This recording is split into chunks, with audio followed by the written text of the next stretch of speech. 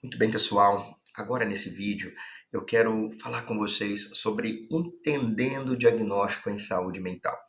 E antes de falarmos, dos tipos específicos de transtornos de ansiedade, é preciso fazer um esclarecimento que é quase que um ajuste de lentes que eu quero fazer com você. Ajudar você a enxergar melhor esses conceitos. Por quê? Muita gente, especialmente no meio cristão, ainda desconfia dos diagnósticos em saúde mental. Então, nesses 19 anos como psicólogo, nesses vários anos como pastor, nesses quase 30 anos de vida cristã, muitas vezes eu já vi pessoas fazerem afirmações que me preocupam. Porque se você tem ignorância sobre o assunto, isso pode levar você a enfrentar um desafio desse de forma inadequada ou ensinar pessoas a enfrentar de forma inadequada. Nós temos, inclusive na internet, alguns influenciadores cristãos que falam cada besteira, equívoco sobre saúde mental, que quando eu ouço, o coração dói. Muitas vezes eu até vou em amor conversar, tentar conversar com essas pessoas para estimular a pensar diferente, para não ficar difundindo besteiras e prejuízos na mente das pessoas. Mas eu gostaria de esclarecer algumas coisas para você. Talvez você já falou ou já ouviu frases como: isso aí é só uma fase, é só falta de Deus mesmo, tá ansioso é falta de Deus, falta de fé. Outras frases como: não tem exame que comprove, então como alguém pode dizer que a pessoa tem alguma coisa? Né? Então são falas muito comuns, né? E é por isso que eu gostaria de começar esse vídeo, né, trazendo, né, uma verdade que precisa ser dita com muita clareza e com muito amor. Gente, diagnóstico de saúde mental não é um achismo, é ciência. Existem métodos científicos para estabelecer algumas nomenclaturas. Não é invenção de psicólogo ou de psiquiatra ou da modernidade pura e simplesmente, não. As condições mentais, gente, elas são estudadas há décadas, na verdade, séculos. E ao longo do tempo a ciência vai se desenvolvendo e aprimorando, né? A ciência vai avançando. Quando a gente passa para pensar, para pensar em todos os campos da ciência, vamos pegar um exemplo. Até 100 anos atrás, a estimativa de vida das pessoas era muito pequena. Por quê? Porque tinham poucas vacinas disponíveis, pouco acessível. Com a revolução das vacinas, quase que dobrou, aliás, mais que dobrou a estimativa de vida das pessoas. Então, muitas coisas foram avançando, né, graças à bênção que Deus deu, à graça comum que Deus deu aos cientistas para irem desenvolvendo cuidados na saúde, isso foi contribuindo para que as pessoas desenvolvessem estratégias de tratamento. Então, as condições mentais não é diferente, né? Não são diferentes, elas são estudadas há muito tempo. E como que geralmente se faz? Com critérios objetivos, com muita observação, com muita discussão de casos com diferentes especialistas de várias partes do mundo, que identificam sofrimentos em comum, problemas em comum que acontecem em todas as culturas, em diversos contextos, né? Eles desenvolvem critérios replicáveis, organizados em manuais.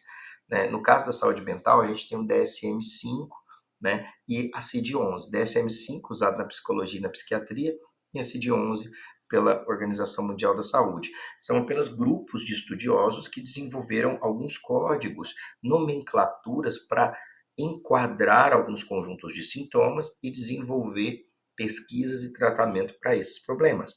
Aí vem alguém e fala assim, né? Mas não tem marcador biológico. Não sei se você já falou, já ouviu isso. Se fosse uma doença de verdade, apareceria no exame de sangue, apareceria no exame de imagem. Vamos conversar sobre isso, gente, sobre o tal marcador biológico. É verdade que a maioria dos transtornos mentais não possui um marcador biológico direto, né? Que como um exame de sangue ou imagem que prova a existência do problema ali. Mas isso não significa que eles não sejam reais e que não sejam possíveis de ser medido de alguma forma. O marcador biológico, ele é uma alteração fisiológica clara, mensurável no corpo, que pode ser usado para confirmar uma doença. Por exemplo, glicose alta, marcador para diabetes. PCR alto no exame, marcador para inflamação. Troponina, por exemplo, ela é um marcador para infarto.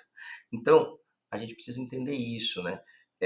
Várias doenças plenamente reconhecidas, por exemplo, na medicina, também não tem marcador biológico claro. E ninguém duvida delas. Por exemplo, enxaqueca. Não aparece em nenhum exame a enxaqueca, mas ela é real, Existem critérios e tem tratamento. Quais são os critérios? Critérios clínicos estudados em diversas partes do mundo e viu que se aparece, essa dor se apresenta de tais e tais e tais formas, se é dessa forma é um tipo, se é dessa forma é outro. Foram nomes que foram sendo dados a padrões que se repetiam em diversas pessoas em diversas partes do mundo. A fibromialgia é a mesma coisa, não tem um marcador específico, mas quem sofre sabe o quanto que ela é limitante. E o médico faz um conjunto de investigações clínicas, de perguntas, de queixa do paciente, e com base nesses sintomas relatados, vai ser enquadrado ali aquele conjunto de sintomas que, repito, chegou a esse nome e por depois de observações e estudos de diversas pessoas em várias partes do mundo, e foi dada essa nomenclatura para esse conjunto de sintomas para desenvolver um tratamento. A síndrome do intestino irritável, lúpus em fase inicial, alguns tipos de dores neuropáticas, por exemplo, tudo isso são diagnósticos com base em sintomas e critérios clínicos, não necessariamente por exames laboratoriais. Então, essa falácia de tem que ter marcador biológico, isso é um equívoco muito grande de leigos, tá? Então, gente, entende isso, por favor. Por que que a gente aceita vários diagnósticos, vários estudos que ainda não identificaram o marcador biológico e tudo mais, ou não são rastreados por imagem ou sangue, mas quando se trata em saúde mental, tanta gente exige que tem que ter o marcador biológico como única prova válida, né? Então, a gente precisa tomar muito cuidado porque existe muito preconceito disfarçado de racionalidade, sabe?